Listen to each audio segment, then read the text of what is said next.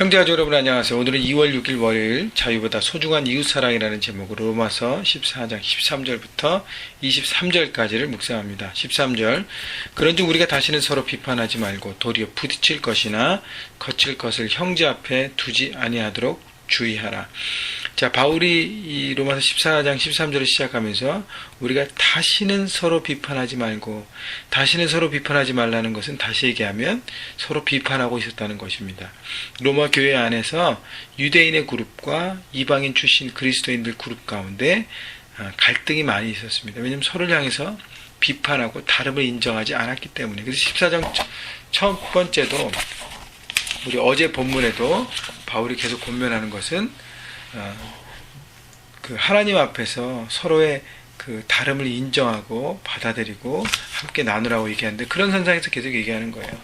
유대인 출신 크리스찬들은 이방인 출신 크리스찬들에게 자신들의 율법에 많은 기준을 가지고 이렇게 하라 저렇게 하라, 이거 먹지 말라 저거 먹지 말라, 이거 마시면 안 된다, 많은 율례들을 가지고 그들에게 족쇄하고 그것을 지키지 않은 이방인 출신 크리스찬들을 향해서 비판하고 정죄했습니다. 또 이방인 크리스찬들은요, 유대인 크리스찬들에게 율법에 매여 있는 성도들을 비판하면 왜 저렇게 매여 있는가, 저렇게 믿음이 없는가 라고 비판했다는 것이죠. 그래서 이 모든 비판을 내려놓고 하나님의 뜻 가운데 서로 안에 화평하고 하나가 되고 다름을 인정하고 함께 하모니를 이뤄가라고 얘기하고 있습니다. 그래서 다시는 서로 비판하지 않는데 도리어 부딪힐 것이나 거칠 것을 형제 앞에 두지 아니하도록 주의하라는 것이죠. 우리가 다르기 때문에 이 이슈가 나면 서로 갈등이 있고, 이것이 어떻게 그러니까 뭐라 그러나요? 본질적인 문제가 아니라 비본질적인 문제이기 때문에 이것을 택하든 저것을 택하든 관계없기 때문에, 이것 때문에 결국 서로의 다름을 비판하고 정죄하면서 관계가 깨지지 말라는 것입니다. 그렇기 때문에 그런 이슈는 빼고 자기들의 판단과 자기네 뜻 가운데 맞추라는 것이죠.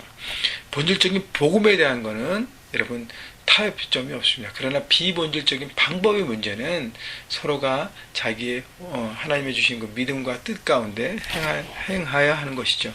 14절 내가 주 예수 안에서 알고 확신하노니 무엇이든지 스스로 속된 것이 없으되 다만 속되게 여기는 그 사람에게는 속되니라.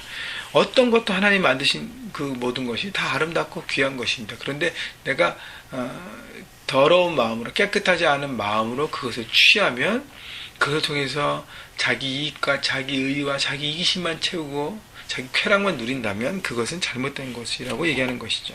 15절 만일 음식으로 말미암아 내 형제가 근심하게 되면 이는 내가 사랑으로 행하지 아니함이라. 그리스도께서 대신하여 죽으신 내 형제를 내 음식으로 망하게 하지 말라.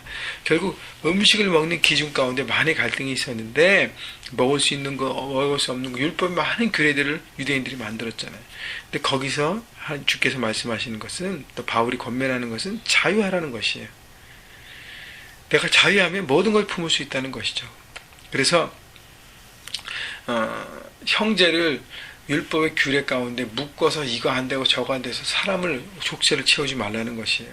음식으로 망하지 말라게 하는 것이죠. 왜냐하면 이 한 사람의 그리스도인들은 주님께서 십자가를 통해서 살린 영혼들인데, 내 안에 있는 비본질적인 규례 가운데 그 사람을 묶고 그 하나님께서 그 죄에서 자유케 하는 그 자유함을 얽어매지 말라는 것입니다. 16절 그러므로 너희 선한 것이 비방을 받지 않게 하라. 하나님 나라는 먹는 것과 마시는 것이 아니요 오직 성령 안에 있는 의와 평강과 희락이라 라고 얘기합니다. 더 중요한 것은 하나님의 의를 구하고 평강, 평안을 관계를 하고 희락, 기쁨이 있다는 것이죠. 결국 우리의 형제자매들 관계 가운데, 우리가 일상에서 만나, 일터에서 만나는 사람들과 관계 가운데 그 사람들과 화목하고 하나가 되고 하모니를 이루는 것이 더 중요한 것이지, 먹고 마시는 그 율례를 지키고 비본질적인 문제 때문에 막 헤매고 갈등하고 자기가 원하는, 자기가 생각하는 그것만 맞다고 주장하면서 관계를 깨는 것이 중요하지 않다고 하는 것입니다. 그래서 비본질적인 문제를 내려놓고 본질적인 문제, 하나님 주신 화평과 기쁨과 성령의 열매를 추구하는 그 성령께서 원하시는 삶으로 나가라고 얘기하는 것입니다. 18절 이로써 그리스도를 섬기는 자는 하나님을 기쁘시게 하며 사람에게도 칭찬을 받느니라. 정말 하나님을 온전히 섬기는 사람이고 하나님의 뜻을 아는 사람이라면 사람들에게도 칭찬을 받게 됩니다. 다시 얘기하면 사람들의 칭찬을 받는다는 것은 사람들과의 아름다운 관계를 유지하는 것입니다. 왜냐하면 조금 내 어떤 진심이 곱게 될 수 있지만 결국에는요, 내 진심과 내 진실을 알기 때문에 사람을 얻는 사람이 되는 것이죠. 그렇기 때문에 하나님을 사랑하게 되고 이웃을 사랑하는 그 사랑 실천을 통해서 하나님의 뜻을 이루어가는 사람이 되는 것입니다. 그래서 19절, 그러므로 우리가 화평의 일과 서로 덕을 세우는 일을 힘쓰나니, 그 얘기는 하나님을 사랑하는 우리의 믿음과 우리 하나님 향한 신앙의 열정 동일하게 사람을 향해서 우리가 화평을 하고 덕을 세우는 그 일을 내가 추구해야 된다는 것이에요. 내가 애써서 노력해야 된다는 것입니다. 쉽게 얻어지는 것이 아니라는 것이죠. 그래서 덕을 세우고 화평. 여러분, 그래서 생각해 볼 것은 뭐냐면, 여러분 삶 현장에서, 여러분 속해 있는 가정에서, 일터에서, 학교에서 과연 나는 덕을 세우는 사람인가, 화평케 하는 사람인가, 나는 모르는 사람들에게 하모니를 주고 그들에게 기쁨을 주고 나애가 있기 때문에 아름다운 관계를 유지하는 사람인가, 아니면 내가 감으로 관계가 깨지고 항상 트러블이 일어나고 힘들고 어렵고 막 이렇게 애매한 힘들어진 관계가 되어지는가를 돌아보시고, 여러분 과연 나는 어떤 관계를, 사람과의 관계를 하고 있는가를 여러분 돌아보시고, 그래서 평강과 화평과 덕을 세우는 것에 여러분 신경 쓰시고요. 오늘 하루도 그렇게 내가 어떻게 해야 될 것인가를 생각해보고 여러분을 통해서 하나님 나라가 이루어져야 하는 것입니다. 20절, 음식으로 말미암아 하나님의 사업을 무너지게 하지 말라. 만물이 다 깨끗하되 꺼리낌으로 먹는 사람에게는 악한 것이라. 아까 그 14절 15절의 반복적인 것이고요. 21절, 고기도 먹지 아니하고 포도주도 마시지 아니하고 무엇이든지 내 형제로 꺼리끼게 하는 일을 아니함이 아름다움이라. 비본적인 문제 가운데 내가 해도 나는 자유로운데 혹시 그것 때문에 믿음이 약간 형제자매들이 어려워지고 걸림돌이 된다면 내가 안 하는 것이, 내가 할 수 있지만 안 하는 것이 더 아름다운 것입니다. 그렇기 때문에 바울이 나는 고기를 먹지 않는다고 얘기했어요. 고기를 먹는다는 것은 그냥 고기가 아니라 우상에 드려진 고기 있죠. 그것을 먹지 않겠다. 왜냐면 먹어도 사실은 문제가 안 되는데 율법에 의해서 그게 막 그거 되니까, 그래서 아예 먹지 않겠다고 얘기하는 것이죠. 먹을 수 있지만 먹지 않는 거. 여러분, 할 수 있지만 하지 않고 절제하는 것이 성령의 열매입니다. 그것이 사람을 세우고 그것이 하나님의 사람이 회복되게 한다면 내가 그것을 선택하는 것이 바로 성숙한 그리스도인의 모습이라는 것이죠. 자, 22절 23절, 내게 있는 믿음을 하나님 앞에서 스스로 가지고 있으라. 자기가 옳다 하는 바로 자기를 정죄하지 않은 자는 복이 있도다. 의심하고 먹는 자는 정죄되었나니 이는 믿음을 따라 하지 아니했기 때문이라.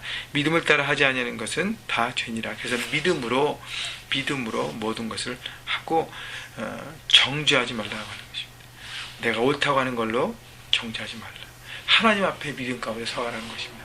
오늘 말씀을 정리해보면, 내가 하나님 앞에 자유를 얻고 기쁨을 얻고 했기 때문에 내 마음대로 다 해야 되는데 할 수 있다. 맞는 얘기예요. 그러나 다른 사람이 그것 때문에 어려워한다면 다른 사람을 배려하고 생각하고 섬기는 그리스도인의 아름다운 관계를 맺어가라는 것입니다. 그렇게 하기 위해서는 다른 사람의 그 다른 부분들을 비판하지 마십시오.